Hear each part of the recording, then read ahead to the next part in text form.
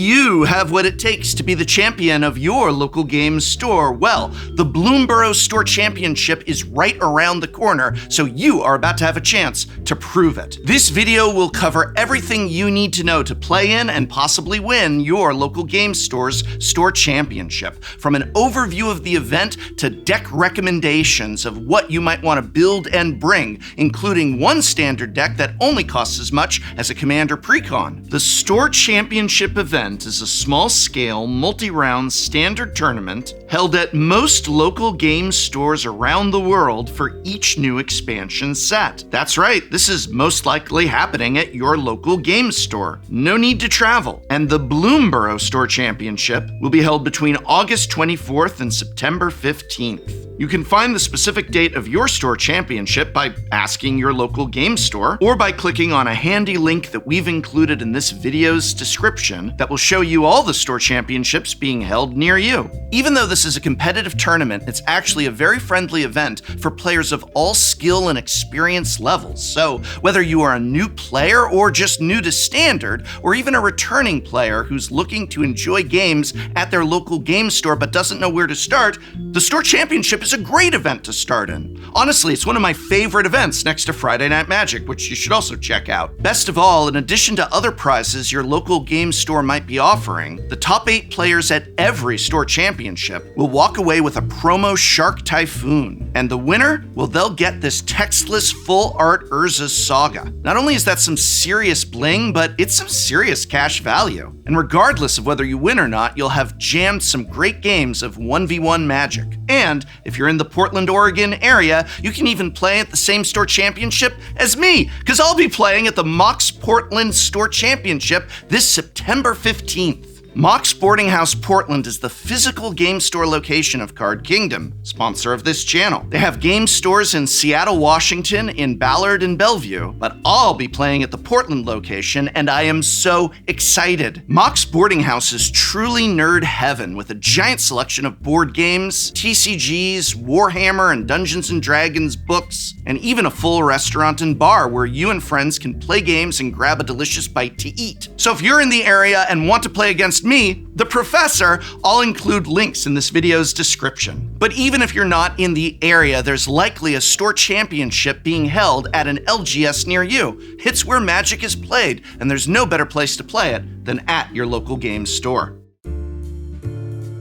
If you're looking for a deck to bring, we have 2 recommendations for you. The first deck we will be presenting is a competitively viable deck that costs the same as a Commander Precon. Seriously, the entire deck costs about $45, and it's already put up a lot of results in Magic Online competitive leagues. It even took down a recent large standard tournament in Japan. It's a budget price at $45, but this deck is legit and already getting results. The second deck this video will highlight is the deck that I would recommend to any player for whom budget is not a concern. As with the first, this deck is powerful, highly punishing, and lightning fast, capable of dealing over 20 damage on turn 3 from an empty battlefield. Both of these decks are perfect for taking down to your local store championship, or just Friday Night Magic standard event. First, let's talk about the budget option. Presenting, you guessed it, Mono Red for the refined Magic the Gathering player. Mono Red is a great choice at the beginning of a fresh, post-rotation standard format, when players are still figuring out the best things to be doing and are particularly susceptible to being smashed in the face with direct damage spells. This build of Mono Red is different than what you might expect out of a deck that runs 18 mountains, though. While it's still an aggro deck in the broadest sense of the word, this build is capable of lasting through slower and more grindy games than most fast aggro decks. Your 2 most important cards are Koth, Fire of Resistance, and Urabrask's Forge. Neither permanent wins the game instantly, but either one left unanswered will win the game eventually. Koth does so by quickly ticking up his ultimate, while Forge does so by making progressively larger trampling tokens. These 2 cards provide you with inevitability, a trait that the main deck of more all-in aggressive decks don't usually have. The rest of your deck is designed to help these 2 primary threats cross the finish line. The removal suite provides you with the time Koth and Forge need to take over the game. Plan on pointing your shocks and lightning strikes at your opponent's creatures more often than you might in a straight-up burn deck. The only time you should be burning your opponent's face with these is if you've calculated that that doing so will provide you with the damage you need to win. Because both Koth and Forge need time to heat up, the sooner you're able to cast them, the better. Koth can be accelerated out on turn 3 thanks to 6 2-mana treasure makers in your deck, Charming Scoundrel and Grabby Giant. Charming Scoundrel is a linchpin card in the deck. The loot mode is a great way to help you either hit the land drops you need to cast your expensive cards or loot away extra lands if you find yourself flooding out, a risk inherent to a land-heavy deck like this one. The last card I'll highlight is Sunspine Lynx. A lot of decks in Standard play Incidental Life Gain, a heaping pile of non-basic lands, or both. Lynx is the perfect way to punish these decks. Don't be surprised if your Lynxes dome your opponent for 4, 5, or even 6 damage more than once throughout your store championship. This deck is the perfect deck if you're on a budget, but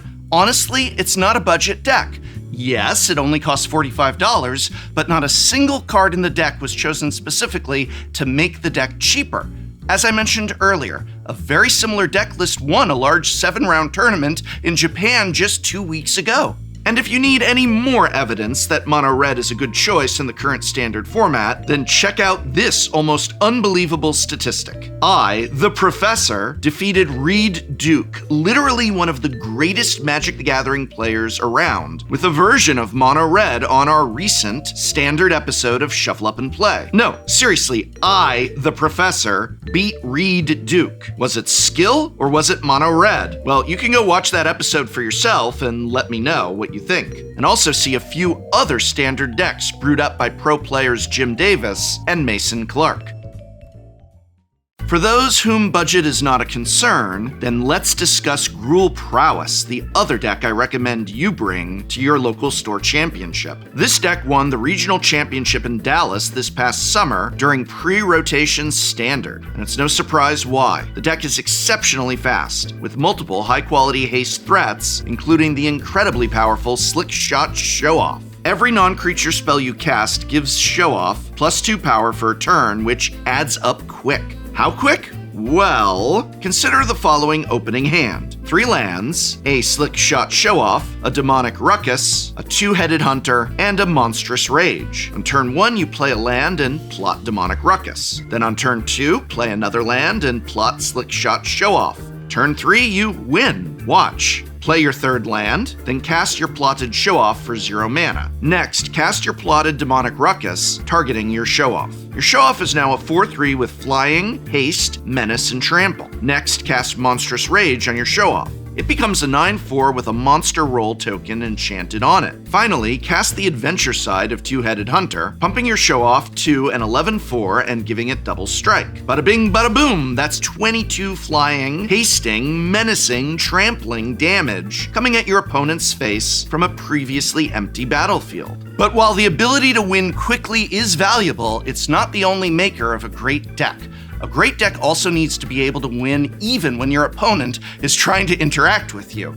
Fortunately, Gruul Prowess excels at that front as well. Snakeskin Veil is a powerful card for protecting your Show-Off and the rest of your creatures from removal. Emberheart Challenger and Questing Druid both help keep the cards flowing if your initial onslaught gets stymied. Questing Druid especially is an exceptionally powerful card. A natural 3-for-1, the Druid draws you 2 cards and then leaves you with a must-answer threat that will continue growing as the game progresses. Usually, you'll want to make sure to cast the Druid's Adventure mode on your opponent's end step, since you'll untap with more mana to cast the spells you exile. Your primary goal with this deck is to deal a ton of damage in massive single-turn bursts. For this reason, you should almost always plot your Demonic Ruckus on turn 1 instead of casting a 1-mana spell, and plot your Show-Off on turn 2 instead of casting it. Show-Off especially is a much stronger card the more mana you have up on the turn you play it, so you can cast more spells and deal more damage in that single burst. This deck's best draws will make you feel like you're piloting a Pioneer deck, though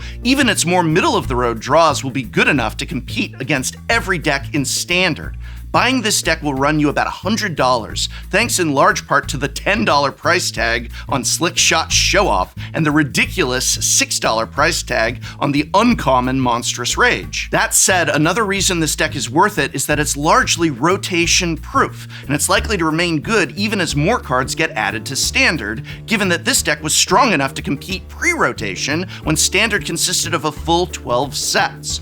Gruul Prowess will also be legal for a long time as the core of the deck survives next year's Standard rotation. When playing in an event like your store championship, you're going to come up against all sorts of different decks. The Standard metagame has only a few established Tier 1 decks, but there are enough sets in Standard right now that players in your area could show up with any number of different strategies. It's impossible to prepare against every possible deck, but you can be ready for the more popular ones. Regardless of whether you're bringing $45 Mono Red or $100 Gruul Prowess or a different deck entirely, how you approach playing your deck should change depending upon your matchup. In this next section, I'm going to describe the most likely decks that you'll be going up against in Standard and how you should play against them, including how I would recommend you sideboard.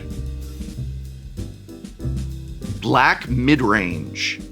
Black is the best mid-range color in Standard right now, thanks to its powerful disruption like Cut Down, Go for the Throat, and Deep Cavern Bat, as well as its standalone threats that take over the game, like Preacher of the Schism, Caustic Bronco, and Shieldred the Apocalypse. Games against black mid-range decks tend to be slug fests. Their goal is to grind you out of resources with their interaction, then eventually win the game with their high-quality threats. If you're playing our budget mono-red list, then your Urabrask's Forges and Koths will really shine, as most black decks don't run many answers to either card and can't deal you damage fast enough to race them. Your first priority should be keeping their board free of their card advantage engines, especially Caustic Bronco, Preacher of the Schism, and either Glissa Sunslayer, Zoraline Cosmos Collar, or the infamous Cruel Claw, depending on whether you're facing Golgari, Orzhov, or Rakdos. To sideboard against this matchup, cut 4 Monastery Swift Spears and 1 Lightning Strike, and replace them with 2 Jaya Fiery Negotiators, 1 Sunspine Lynx, 2 Scorching Shots, and 1 Witchstalker Frenzy. If you're running Gruul Prowess, this matchup can be tricky to navigate. Game 1 patience will be the key. Don't give your opponent a window to easily interact with your show-off. Your other creatures can serve as bait, chipping in for early damage to leave your opponent more vulnerable for your eventual alpha strike. At some point, your opponent will have to tap low to cast one of their more expensive threats. That will be your moment to strike hard and fast with show-off. On Prowess, to sideboard in this matchup, transition to a slower deck by cutting all your Heartfire heroes, 2-headed hunters, as well as 2 copies of Demonic Ruckus and your Twinferno, and instead swap in 3 Case of the Crimson Pulse, 3 Urabrask's Forge, 2 Witchstalker Frenzy, and your sideboard Snakeskin Veil. Domain Ramp. Domain Ramp is still one of the best decks in Standard post-rotation, swapping out its former Triomes for Surveil lands and Fabled Passage. This deck ramps into Atraxa, Grand Unifier, and Herd Migration, all while interacting with you using Leyline Binding and a pile of sweepers including Sunfall. This is the mono-red deck's hardest matchup, thanks to how much life gain they have and how devastating their top end is for you. Between Leyline Binding and Get Lost, it's easy for them to interact with your Koths. Your best bet is to lower your curve post-sideboard and hope to keep a Lynx in play to prevent them from gaining life. To sideboard in this matchup, cut your Koths, as well as your Shocks, and your Grabby Giants, as well as 1 Lightning Strike. Bring in 4 copies of Emberheart Challenger, 2 Squee Dubious Monarch, 1 Sunspine Lynx, 2 Jaya Fiery Negotiators, and your sideboard Witchstalker Frenzy. If you're running Gruul Prowess, you'll have a much easier time in this matchup because it kills so much faster and better exploits Domain's tap land heavy mana base. Mulligan any hand that doesn't pressure your opponent quickly. Post-board, be mindful of their additional removal, but otherwise your plan shouldn't change much. When sideboarding, you'll want to swap out all 4 Demonic Ruckuses and instead bring in 3 copies of Pick Your Poison and a 4th Snakeskin Veil. Convoke.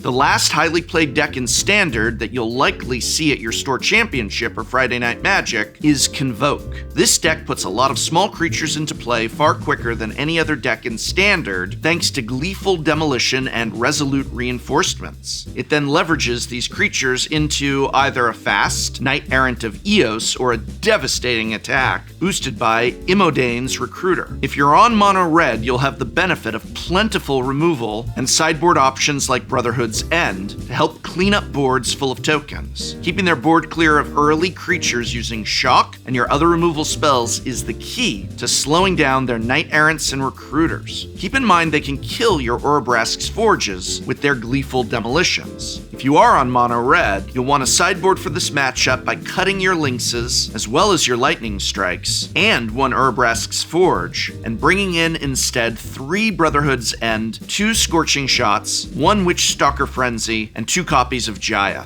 Gruul Prowess, again, will have an easier time in this matchup, due in large part to Show-Off's ability to fly over Convoke's board of ground creatures. Convoke doesn't usually play instant speed removal game 1, and even post-board they won't have a lot of it. Just as with mono red, your Shocks are best served for slowing down their early development. Post-board, casting a well-timed Tectonic Hazard will be brutal for your opponent. In this matchup, you'll want to sideboard out Heartfire Heroes and 1 copy of Snakeskin Veil, and bring in instead 3 Tectonic Hazards and 2 copies of Witchstalker Frenzy. Regardless of which deck you bring, your store championship is sure to be an absolute blast, so please check with your local game store about when their event is being held and consider signing up or just attending a Friday Night Magic. It's a great way to meet other players in your area, to help out your store, and of course to play some fantastic games of an exceptionally fun format. Bringing a budget deck like the mono red deck that I've recommended here is a great way to get a feel for a format for the first time. You may find yourself playing against a deck that looks so cool, you'll want to build it for yourself. And remember that I'll be playing in my store championship at Mock's Boarding House, Portland this September 15th. I'm including links to the event within this video's description, and I hope very much to see you there.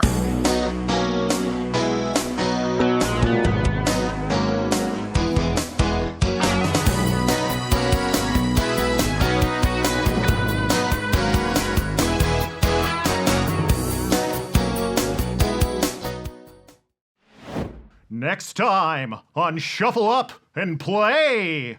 The theme of today is a hobby and pastime that is much cheaper than Magic the Gathering. We're gambling. Universe is beyond. Universe is beyond Las Vegas, yeah. We see who the threat is here, right? I just want to make a quick table check. You better get some goons to protect yourself after what you just did. Okay. Nothing's funny at all. He's got abs. Would anybody mind if I just rolled 2 d6s, or do you insist on the d12? It would be a shame if someone who knew a lot about dice were here, wouldn't it? I always love betting on odds. Vegas, All in on That's odds. Vegas, baby, okay? Whoa. Goodness gracious, look at the beautiful Wow. patina on That- that. Back when we had dial-up internet, but that has changed EVE quite a Online bit. is still a thing. Yeah. EVE Online, they have a whole economy. Of course.